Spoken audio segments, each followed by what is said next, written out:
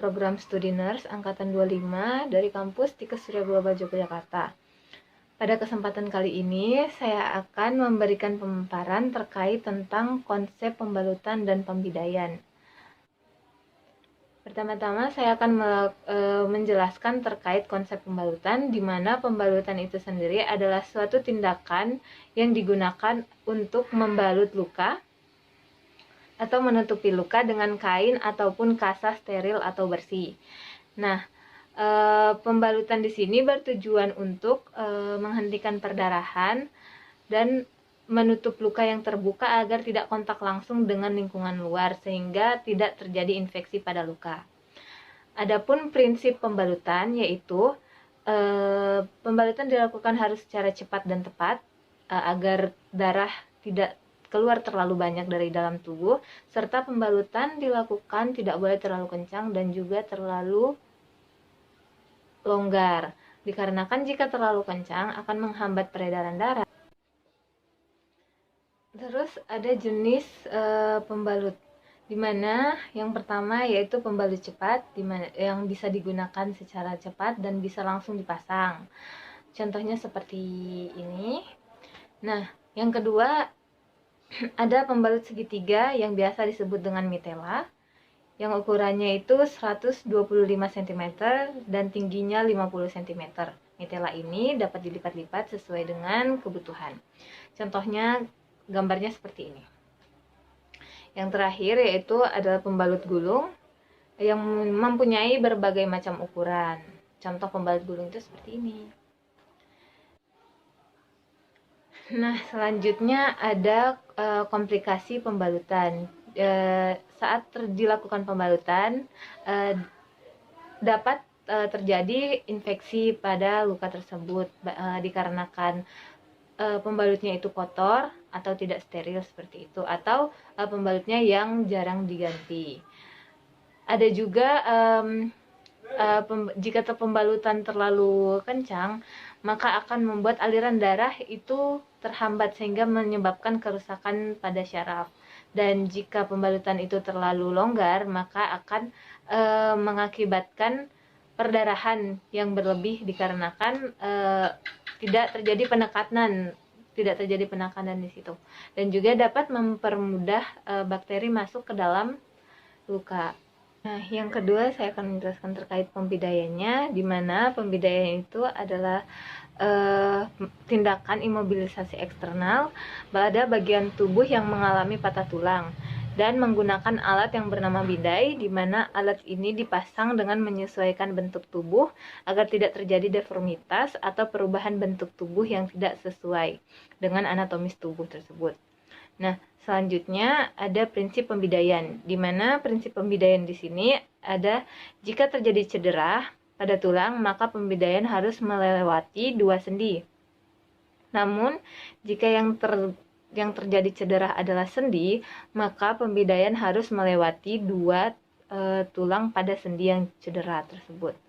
Selanjutnya ada jenis pembidaian, di mana yang pertama bidai rigid, yaitu bidai ini terbuat dari bahan yang keras seperti kayu atau aluminium.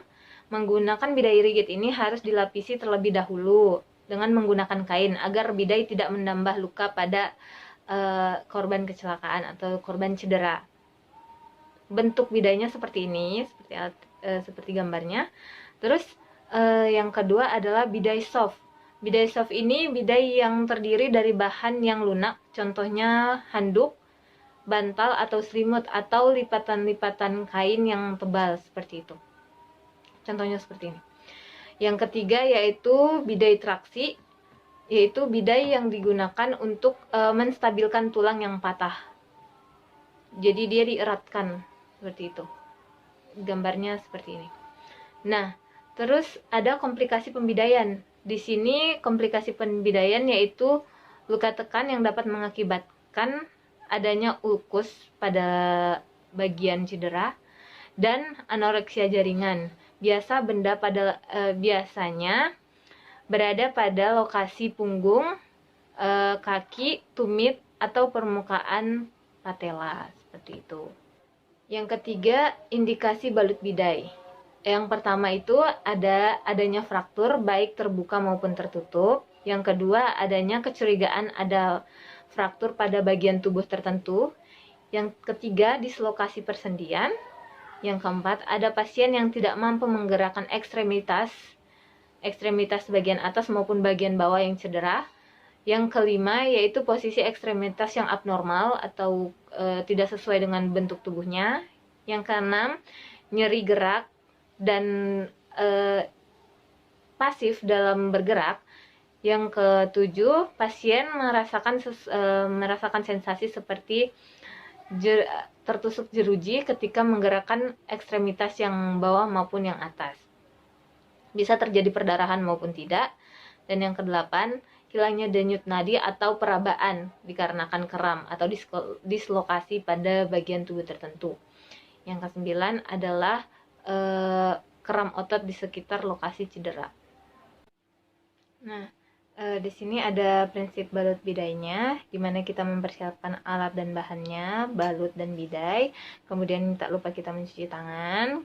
Terus jelaskan kepada pasien tindakan apa yang akan dilakukan, dan periksa bagian tubuh pasien yang mengalami cedera atau yang akan dibidai. Selanjutnya, gunakan bidai yang telah dibalut dengan pembalut atau kain dan kasa, serta lakukan pembidaian melalui 2 sendi. Pembalut atau kain atau kasa itu harus cukup jumlahnya. Dimulai dari bagian atas terlebih dahulu.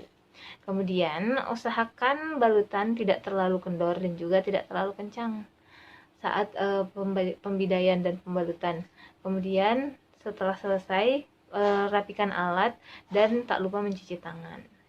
Di sini ada contoh pembalutan bidai pada betis, mana yang pertama-tama kita menyiapkan alat dan bahannya. Yang kedua, memastikan tangan kita bersih atau mencuci tangan terlebih dahulu. Selanjutnya, apabila penderita mengalami fraktur terbuka, maka kita harus menghentikan perdarahannya terlebih dahulu dengan menggunakan bidai, dengan menggunakan balut kasa maupun kain yang bersih. Kemudian membalutnya. Selanjutnya, bidai harus meliputi 2 sendi atas dan sendi bawah di mana letak fraktur. Nah, terus selanjutnya sebelum dipasang, diukur terlebih dahulu pada anggota badan yang sehat agar tidak menambah sakit pada bagian tubuh yang sedang cedera. Terus ikatan jangan terlalu ketat dan juga jangan terlalu kendor. Ikatlah bidai di bagian atas dan bagian bawah, dan buatlah simpulan ikatan di sisi pinggir agar mudah dibuka kembali. Nah, bidai ini dibalut atau dilapisi sebelum digunakan, seperti itu. Terus ikatan harus cukup jumlahnya, dimulai dari sebelah atas dan bagian bawah. Kemudian pengikatan selalu digunakan di atas bidai maupun pada sisi yang tidak cedera. Jika kedua kaki mengalami cedera, maka pengikatan itu dilakukan di depan dan di antara bagian yang cedera. Selanjutnya, periksa denyut nadi sebelum dan setelah melakukan pembidaian untuk memastikan apakah peredaran darah pada tubuh yang cedera atau pada kaki yang cedera itu masih berfungsi atau tidak, seperti itu.